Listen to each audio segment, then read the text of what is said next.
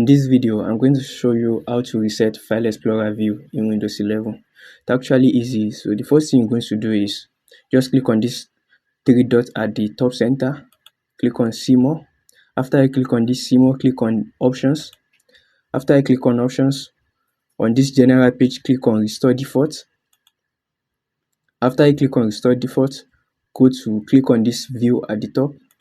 After I click on View, click on Restore Folders. After I click on Restore Folders, click on Yes. I'm not going to click on it because I've already clicked before.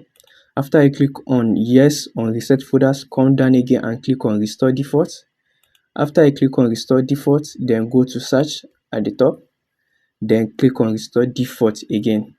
After I now click on, that's the final step, then you now click on Apply. After I click on Apply, then you now press OK. That way you're able to restore your File Explorer view to how it was before, and hope that will solve your problem. Thank you for watching.